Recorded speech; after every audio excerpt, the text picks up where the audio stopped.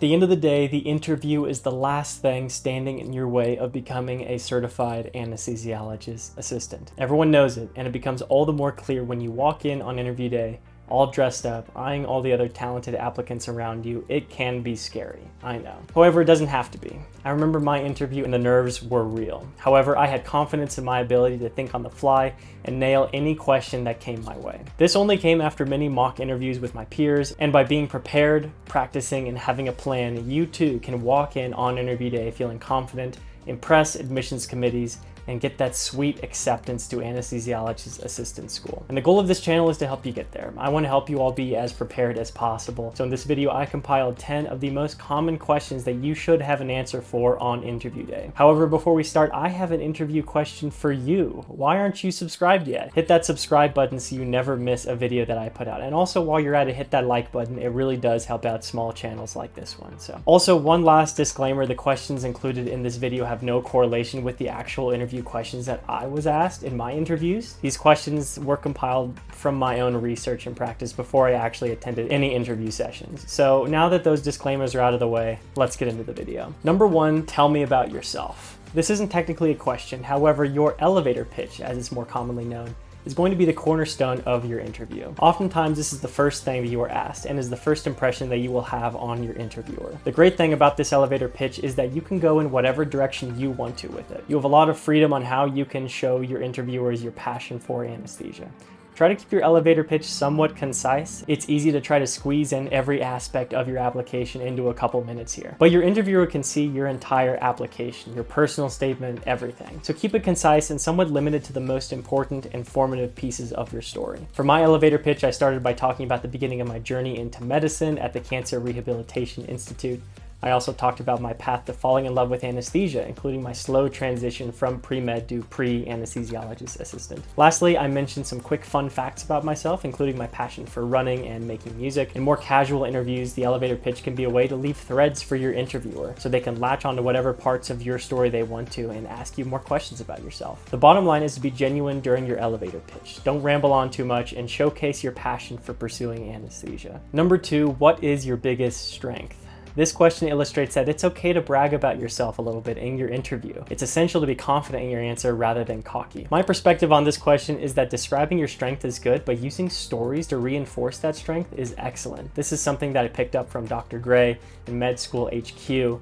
He really emphasizes telling stories because it is a way to empathize with your interviewer. For example, a good strength that would be well suited on interview day is that you are cool under pressure. This is a great start, and this is absolutely something admissions committees want to see in their students. However, you might have heard this adage in film before: show, don't tell. By providing a short story about how you made a direct impact on a situation using your strength can drive home your point to adcoms. As mentioned earlier, if your strength is that you can be relaxed in high pressure situations, then give a real life example of a stressful situation and how you remained cool, calm, and collected during it. The big takeaway is to start with your strength and reinforce it through examples. All right, question number three, what is your biggest weakness? This is a difficult question to answer even on first glance. It's notorious like that. However, prospective students fall into the common trap with this question time and time again. In order to nail this question, the key is to answer honestly and apply a growth mindset to approaching your weakness. Oftentimes, applicants will try to fake humble brag by answering that they are too hardworking, pay too much attention to details, and such. In reality, it's okay to bring up a real but manageable weakness and follow up with how you are actively focusing on overcoming that weakness. If you speak on your greatest weakness but don't explain in any way how you are actively working on it, it can indicate complacency to an interviewer. When in reality, by showing what steps you have taken to upend this weakness, you come across as a student that can overcome and adapt in medicine despite your weaknesses. All in all, be honest and introspective, provide stories and back up your perspective, and prioritize a growth mindset when answering this question. Number four, what has been your most meaningful experience thus far? This is another common question that gives adcoms a window into your priorities and passions, so be honest and genuine when answering this question. Oftentimes, the answer to this question will be an experience in healthcare. However, that doesn't mean you have to pencil that in right away when reflecting on how you should answer this question. If your most meaningful experiences are outside of medicine, don't be afraid to make that your answer. For example, there were plenty of instances where I was given an opportunity during an interview to tell a story or talk about a meaningful experience, and most of the time I ended up talking about my experiences as a student athlete in track and field and how it taught me valuable lessons like perseverance and leadership. Even though it was not medical, my passion and excitement when talking about these topics made an impression on my interviewers, and I'm sure that it helped me be seen more favorably in the eyes of the admissions committees. Number 5, tell me about a time you encountered a challenge and what you did to overcome it. Just like question 3 about your biggest weakness, this is a great time to show your interviewer how you can adapt and grow from hard situations. However, this question is special because it requires you to recall a specific instance and flesh it out. Start by reflecting on that situation that involved the setback. Talk about what needed to be done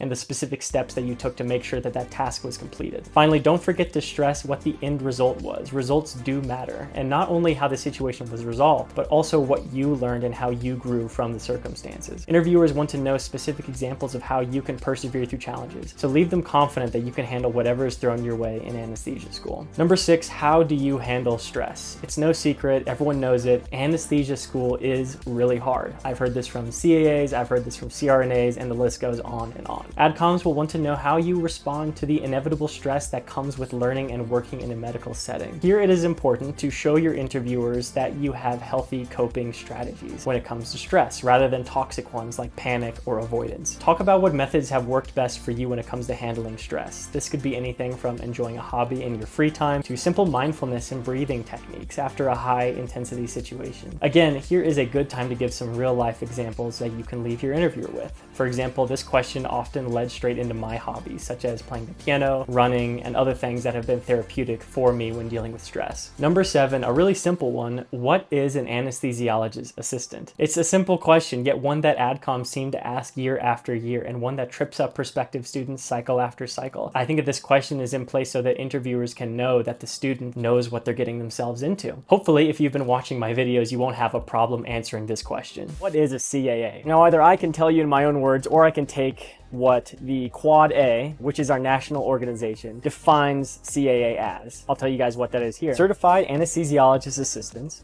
or CAAs for short, are highly skilled health professionals who work under the direction of licensed anesthesiologists to implement anesthesia care plans. CAAs work exclusively within the anesthesia care team environment, as described by the American Society of Anesthesiologists, or ASA for short. Have this on hand on interview day so that you can show your interviewers that without a shadow of a doubt, you know what you're getting yourself into. Number 8, why this program? This is where you can really show off the research that you put into preparing for the interview. Many students will answer this question very generically. However, by being specific in your answer to this question, you can really make a strong impression on your interviewer. Here's a quick example of what I mean. This last cycle, I interviewed at Nova Southeastern University, specifically the Denver campus. Let's say you have an upcoming interview with Nova Denver and you want to knock this question out of the park. If we go to Nova Southeastern University's Anesthesiologist Assistant program website, we can already start to see some of the specific ways that Nova prides itself on differentiating from other AA programs. For example, Nova mentions that they are the only AA program in the United States with 4 high-fidelity anesthesia simulators. They also mention that they have more clinical rotation sites than any other program in the US. These are great talking points to mention during an interview, and you can show to the admissions committee that you know what makes the program special. This can really go a long ways. However, these might indicate what sets Nova apart from other programs, but what makes the Denver campus specifically unique compared to the other 4? This is a good time to reach out to current students to get an even deeper understanding of the program. Out of all the Nova Denver staff and students that I spoke with, a common theme was expansion of AA education and practice beyond states like Florida, Ohio, and Georgia and into the Western United States. When asked why you want to attend the program you were interviewing at, you can set yourself apart by bringing up specific ideas such as these to show your preparedness and initiative during an interview. Number 9, why do you want to be an anesthesiologist assistant, especially instead of a CRNA or MD-DO doctor? Yep, you are suffering from success. You crushed your MCAT, you maximized your GPA, and now everyone wants to know, why don't you go to medical school? This is a common question in interviews, and I go over my own personal answer to this question in this video right here. However, my advice on how to approach this question is to speak on the positives of being an anesthesiologist assistant rather than the downsides of being a CRNA or an MD/DO. For example, one idea I focused on was my passion for working in a team and how I believed I could best accomplish that in the anesthesia care team setting, something that is baked into the job description of the anesthesiologist assistant. This doesn't mean that you absolutely shouldn't bring up reasons that drew you away from CRNA or MD/DO, but by focusing on the pros of being an anesthesiologist assistant specifically, you come across more glass half full and positive to AdComs, which can be a game changer on interview day. Finally, number 10, do you have any questions for me? If you only take one thing away from this video, do not say no to this question. This is usually the last question asked at the end of your interview, and from what we know about the recency effect, it's vital that you leave your your interviewer with a strong impression. By saying, "No, I think you covered everything," you risk sounding disengaged and disconnected from the interview. By asking a couple thoughtful questions, you can show that you are prepared, curious, and interested in the program. Just like question 8, why this program? This is a great time to show how much effort you put into researching the program and its values. Try to go beyond the surface level, and as a word of advice, make sure not to ask anything that you could easily find on the program website. This could set you back to square one and have you coming across as unprepared or lacking initiative to find these answers for yourself. Instead, you can even treat it as an exercise to ask something unique to your interviewer. I have heard some applicants ask very thoughtful questions to AdComs, and they respond by saying, "Wow, I've actually never heard that question asked before." This is a great feeling to get and can set you apart from other applicants who gloss over this final part of the interview. So there you go, 10 of the most common and important interview questions to study and practice before your interview.